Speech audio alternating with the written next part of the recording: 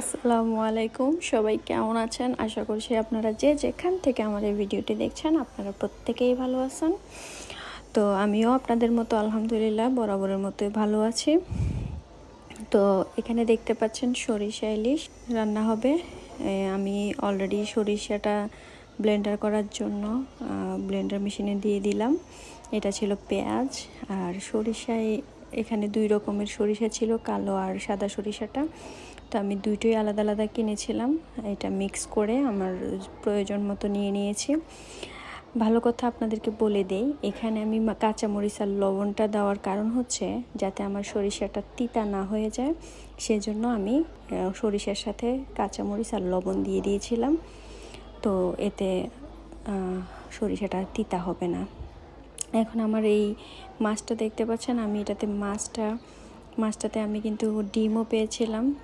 আমার এই মাছটা আপনাদেরকে বলা হয় নাই, এটা হচ্ছে আমার হাজব্যান্ড যখন আমাকে প্রবাস থেকে অনলাইনে অর্ডার করে একটা আনপ্যাকিং ভিডিও ছিল, আমার নদীর ইলিশ আসছিল। তো আমি আপনাদেরকে সেই ভিডিওতে আনপ্যাকিং ভিডিওতে বলেছিলাম যে আমি এই ইলিশ রান্নার সময় একটা ভিডিও করব। তো আমার সেই দুইটা মাছের থেকে আমি একটা মাছ আজকে পুরো মাছটাই আমি শুধু মাথা ছাড়া পুরোটাই নিয়ে নিয়েছি, সরিষা ইলিশ রান্না করব। তো আমি এখানে হলুদ মরিচ মেখে রেখেছি। তো আমি এখন চলে যাব পরের ধাপে। সরিষার তেল দিয়ে দিয়েছি, সাথে কালি জিরা দিয়ে দেব, হালকা শুকনো মরিচের গুঁড়ো দিয়ে দিলাম। এখন আমার যে হলুদ আর লবণ দিয়ে মেখে রাখা ইলিশ মাছ, সেটা আমি সরিষার তেলে ভাজি করব, আর এটা আমি হালকা ভাজা দেব। আর এই ভাজাটার কারণ হচ্ছে আমি যেন যখন আমি সরিষার মধ্যে আমার মাছটা দেব যেন ভেঙে না যায়। তো আমি আমার নিজের সুবিধার কথা চিন্তা করে হালকা একটু ভাজা দিয়ে নিলাম। যদিও সরিষা ইলিশ রান্না করার সময় ভাজা দিতে হয় না, মানে ফ্রাইটা করতে হয় না, তবু আমি একটু হালকা ভেজে নিলাম। আমি এখন আমার ওই সেই তেলের মধ্যে হালকা একটু আদা রসুন দিয়ে দিলাম। আদা রসুন দেওয়ার পর আমি হালকা একটু পানি দিয়ে দিচ্ছি। পানি দিয়ে দেওয়ার পর আমি এটাতে কিছু ময় মশলা দেব।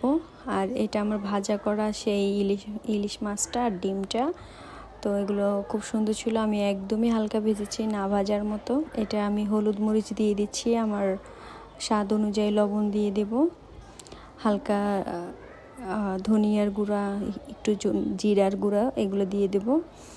তো সবচেয়ে বড় কথা, রান্না এত কঠিন কিছু না, যা ইচ্ছা তাই একটু হালকা পরিমাণ মতো দিয়ে দিলেই খাবার এমনিতেই টেস্ট হয়। তো আমি এত পরিমাণ বুঝি না, আমি আমার মতো করে দিয়ে দিই। এখন আমি সরিষাটা দিয়ে দিচ্ছি। আমার মশলাগুলো কষিয়ে আসার পর আমি সরিষাটা দিয়ে দিলাম। আমার তেলটা ছিল সরিষার তেল, তো সব কিছু মিলিয়ে আমি চাচ্ছিলাম যেন আমার মাছটার মধ্যে সরিষার একটা ঘ্রাণ আসে, স্মেলটা পাই খাওয়ার সময়। তো এখন আমি সেই হালকা তেলে ভাজা মাছটা, সরিষা যখন আমার কষানো হয়ে গিয়েছে, দেন আমি মাছটা একটা একটা করে সুন্দর করে দিয়ে দিচ্ছি। মজার বিষয় কি জানেন, আমি কখনো রান্না করার সময় এত ভেবে চিন্তে রান্না করতে যাই না। সামনে যা আছে হলুদ মরিচ লবণ সব টুকটাক একটু একটু দিয়ে দিই।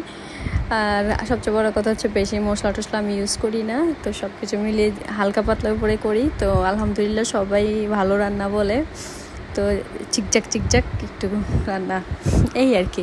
তো আমি এখানে হালকা সরিষার তেল দিয়ে দেবো। এর আগে আমি কয়েকটা কাঁচামরিচ ছিটিয়ে দিয়ে দিয়েছিলাম, যাতে আমার এটা একটু স্বাদ, মানে আমি ঝালের ফ্লেভারটাও পাই। তো একটু সরিষার তেল নামানোর আগে দিয়ে দিয়েছি, যাতে আমার সরিষার একটা স্মেল পাই, তো দেখতেও সুন্দর লাগবে। তো সব কিছু মিলে আমার ঝাঁকানাকা রান্না হয়ে গেছে। তো এখন আমি খাবো। আমি এখান থেকে এক টুকরা নিয়ে নেব, সবাইকে দেব, এবং আমি এক পিস নিয়ে খাওয়া শুরু করে দেব। আমি একটা ডিমও নেব, কিন্তু আমি আগে মাছটা খেয়ে দেখি। তো চলেন আমি একটু টেস্ট করি। আজকে আমি ভাতও নিয়ে নিয়েছি বেশ। তো আজকে সরিষা ইলিশ দিয়ে, নদীর ইলিশ, তো সেটা দিয়ে আমি আজকে খুব জমিয়ে খাবো। তো সবাই ভালো থাকবেন। আমার চ্যানেলের এতক্ষণ ধরে আমার চ্যানেলের সাথে থাকার জন্য, আমার ভিডিওটি দেখার জন্য সবাইকে অসংখ্য ধন্যবাদ।